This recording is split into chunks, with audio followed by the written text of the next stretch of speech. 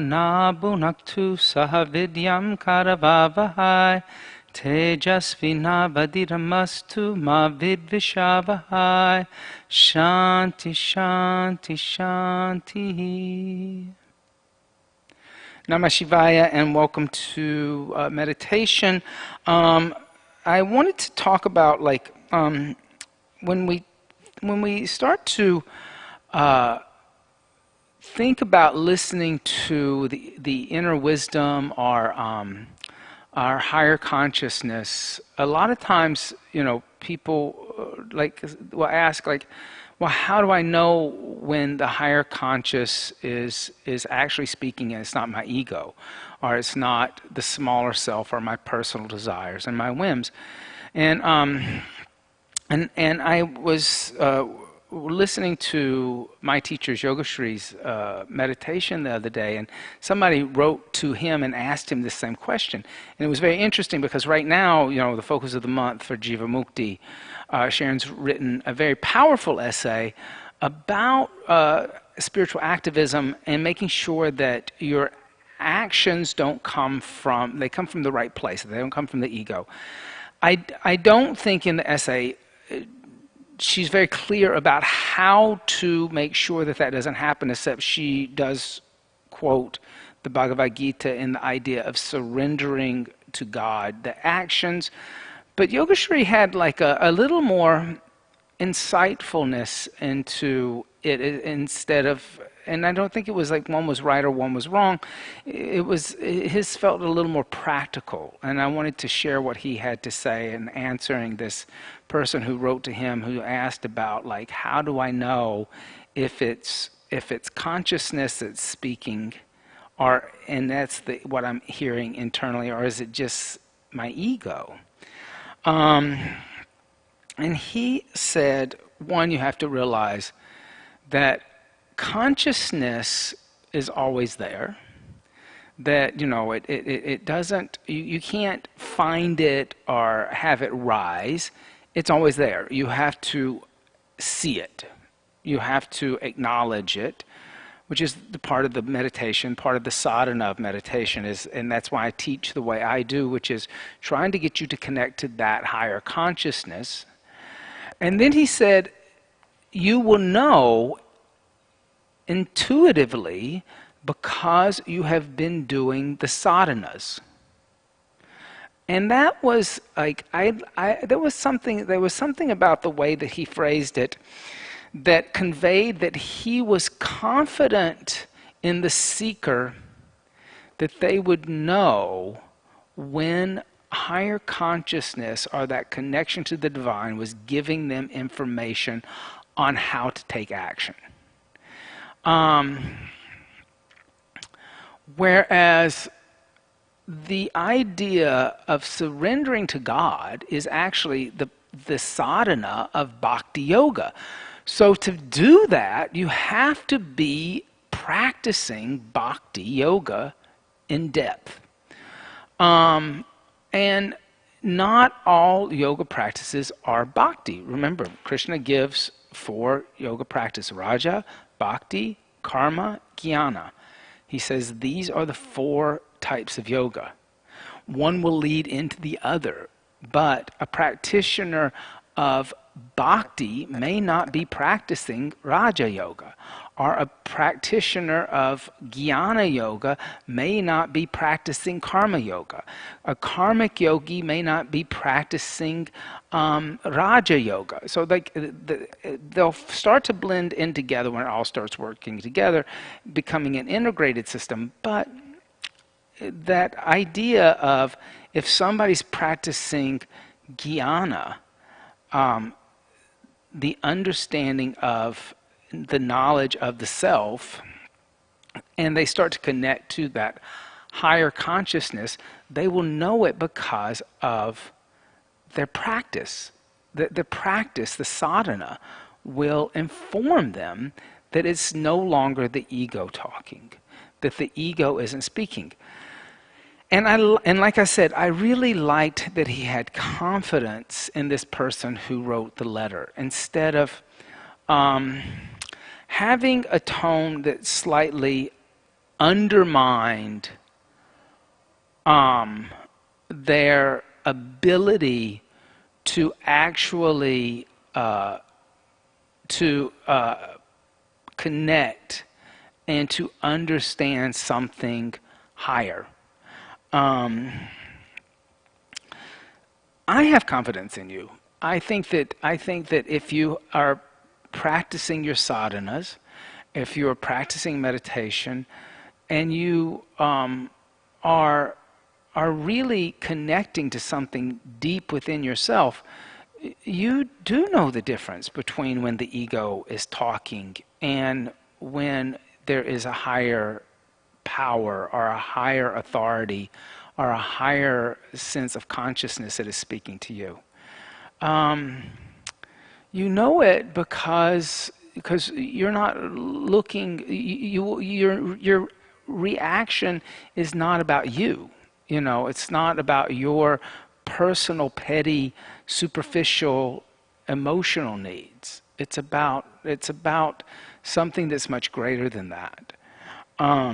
These can be small matters. These can be big matters.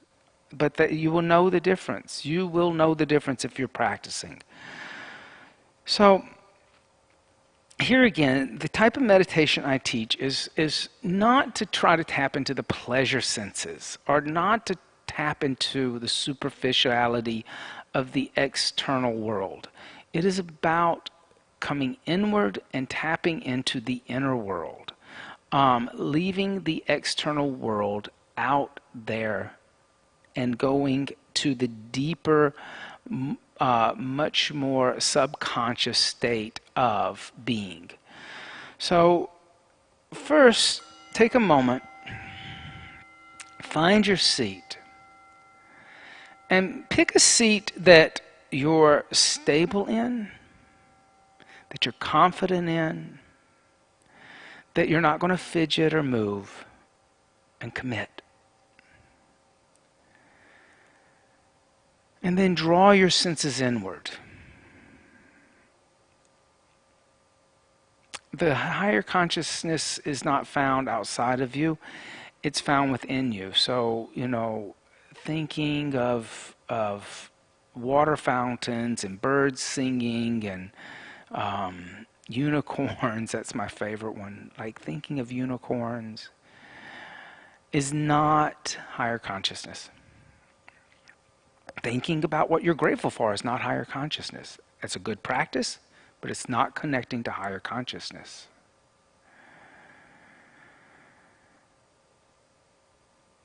And allow your senses to come inward, leaving the material world behind, and notice how vast you are internally. The whole universe is within you. And allow the breath to deepen. Inhale deeply.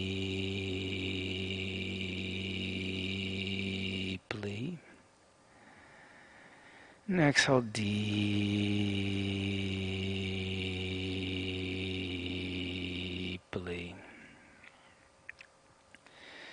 Inhale deeply.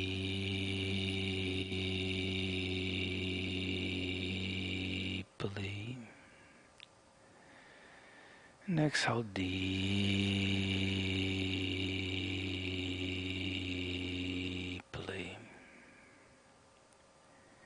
Inhale deeply.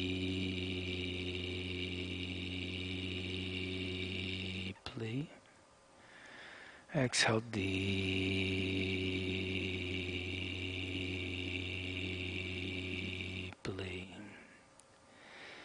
And start to focus the mind. The mind needs something to focus on. So as you inhale deeply, hear the sound of Om within yourself.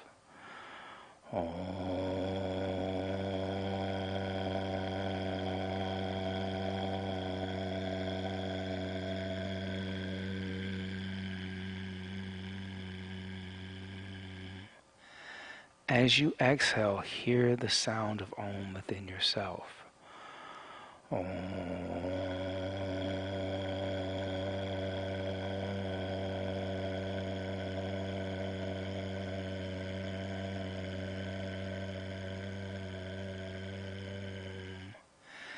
synchronize the sound of Om with the inhale.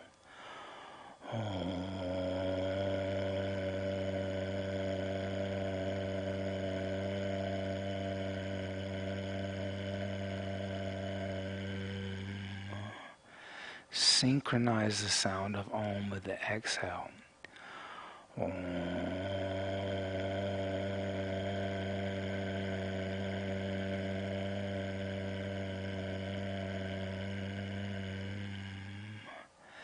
As you inhale the sound of Om, see the symbol of Om within the mind's eye.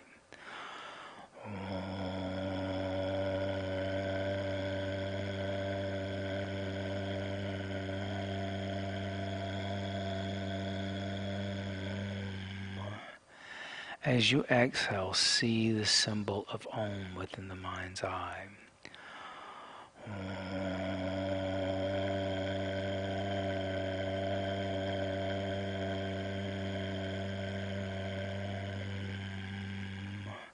Continue to inhale the sound of Om.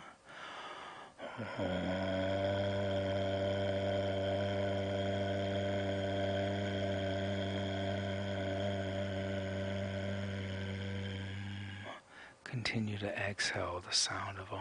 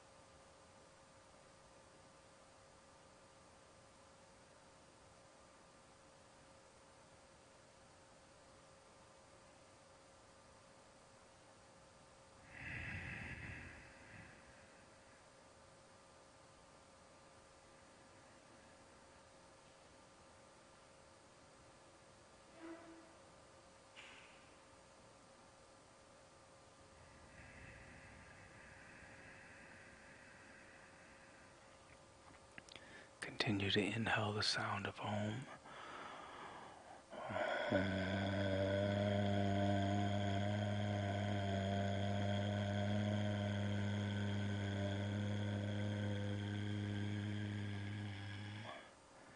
Continue to exhale the sound of Om.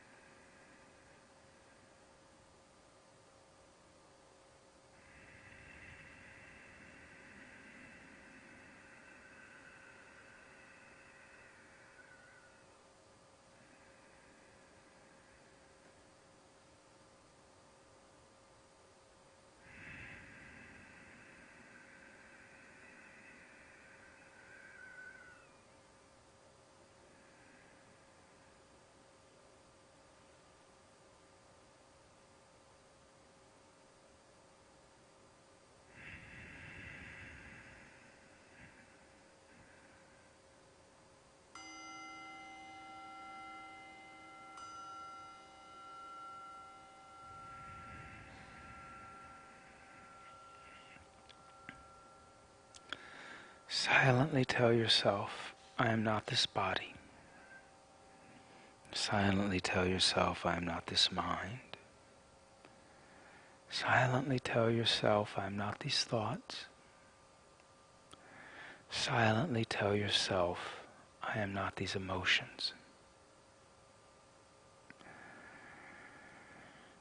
Tell yourself you are Swayambakashit, self-illuminating, eternal, everlasting light. Inhale deeply for the sound of Om.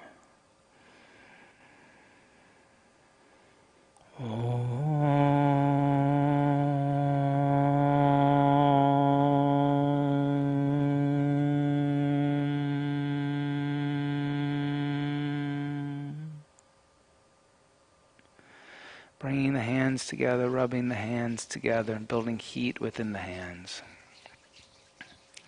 Allowing the hands to be cupped over the eyes, allow the heat from the hands to be absorbed into the eyes, bring the hands across the forehead, to the top of the head, the back of the neck, bringing the hands together in prayer, bowing down, letting the forehead touch the thumbs, acknowledging the teachers of yoga from the past, the present, and those that are still yet to be revealed. Namaste. Thank you so much for joining me today.